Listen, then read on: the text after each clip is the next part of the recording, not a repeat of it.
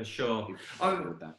I thought I was going to ask you this week. I've got a few rituals that I do. I just thought of it the other day while I was doing it, and one of my rituals, my weekly rituals, is I always have an evening green tea. So I've got a couple that I particularly like a jasmine tea in a you steep it. I always steep it a certain way, temperature, everything else, and then I've got a matcha tea, slightly different tea bowl. So I'm not talking your English cup of tea, mate. I'm talking, it's a green tea. I always every evening have it, and I think what made me think it, I didn't have it the other evening. It tripped in my head, or I didn't do it that evening. Sometimes, at the weekend it's a whiskey rather than green tea, but during the week it's a green tea, and I find it you're saying about camping, I find something like that very grounding. It's just one little thing that you do a day. It takes 5 minutes out of the day to steep it. I sit and watch the telly, read outside, wherever it is I'm having it. I just find it another thing that just grounds you. It just brings you back to where you are. You can think about the day, you can plan the day, you can whatever it is in the moment. Do you have any rituals that you do? They change. I've not had one that I can say has been there for like years and years, a daily occurrence. I go through periods of them. So like at the moment, the rituals are every day I have to go for a walk, even if it's just 10 minutes, 5 minutes. I have to just get Anne's allergic to everything that moves. I'd have to get a cockroach. I think that's the only thing we've worked out that she's not allergic to. Cockroach on a leash. But you go for a walk without a dog? I go for a walk, and it might just be once round the block. It might just be down the road and back, but I have to. Recently, that's been something really powerful for me. Another one at the moment is I'm doing something called daily pages, which just means I'm sitting down either at the start or the end of the day, and I'm just writing just to get stuff out of my head. Just basically a brain dump. And sometimes it's 1 page, sometimes it's 3. I just write until I've run out of stuff to really say.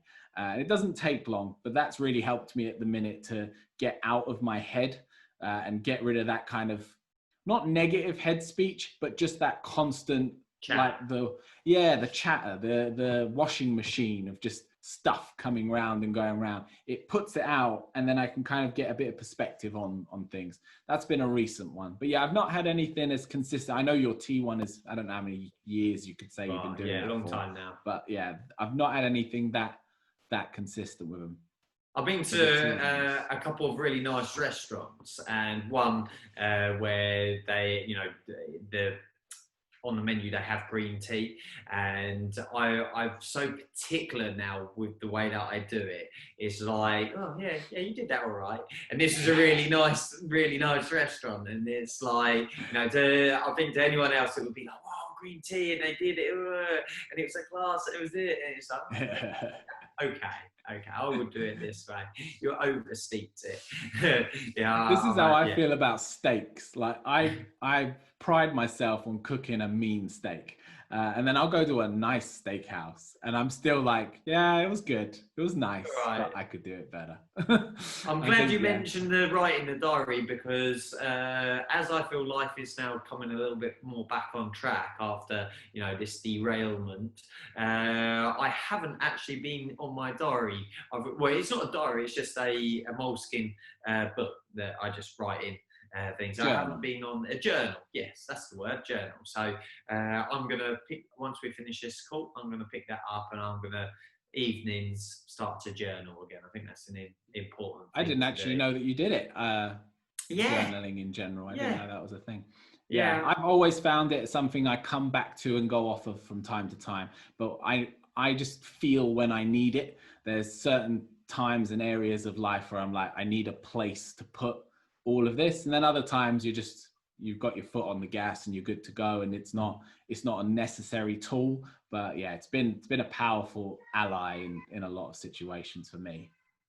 We've probably spoken about it before, but then, like we said, rituals, but then there's things like weekly or even daily that you have to do because things depend on it. It's like, for instance, maintenance on a car. You have to, fill the water, do it, and everything. I have a weekly thing with that. My other thing is the bonsais, like behind me. Like, I had a really good day at the weekend where I just sat down with them and I tidied them all. I find sometimes it can be a little bit of a crutch because I've been watering for the last month, and like a couple of them needed attention from like a pest point of view.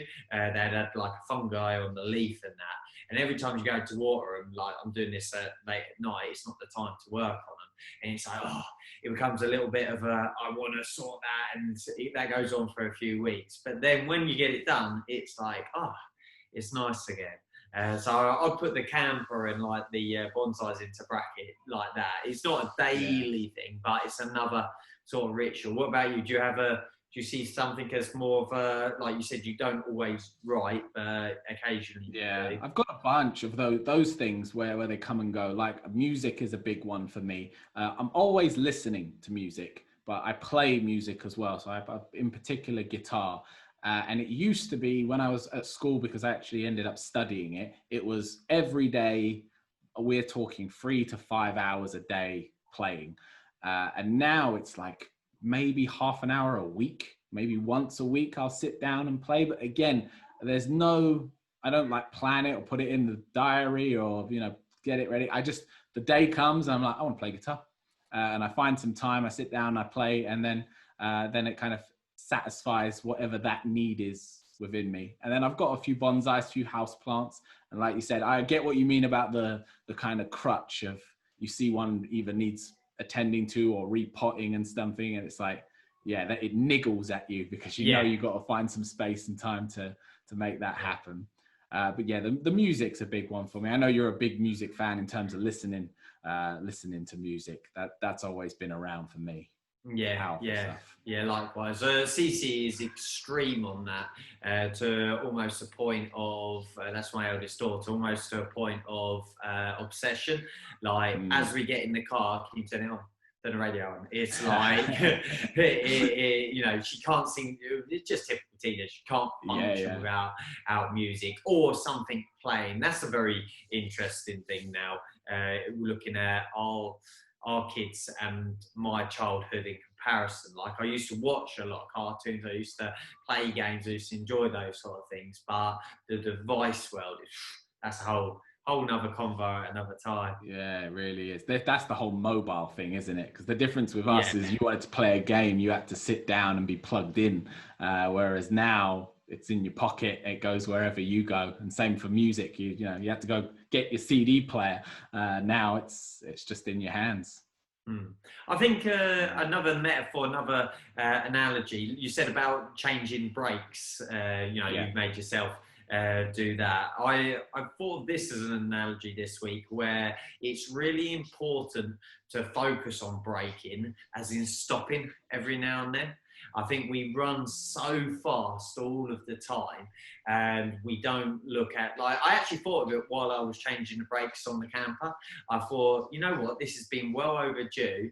You should have spent a bit more time making sure, and it was like real nice fancy brakes and everything else with the old school drums and everything on it now. And it's like the camp, who you said, the green teas, your music, your writing, the trees. It's that opportunity just to stop for a moment, isn't it? To put the brakes on life. I think that's such an important thing. It's like a physical meditation. Your wife's got into yoga very much recently, hasn't she? Yes. And I think that's another example of it, where you're not doing nothing. It's not about sitting still in a quiet room and doing nothing. I think that can be important too, but it's about doing something that requires attention, but it's like a soft attention. It's not intense, like I need to get this spreadsheet done, I need to get this plan written out. It's got a time frame, but the time frame's a bit different, isn't it? Like, your camper was going to be done when it was going to be done.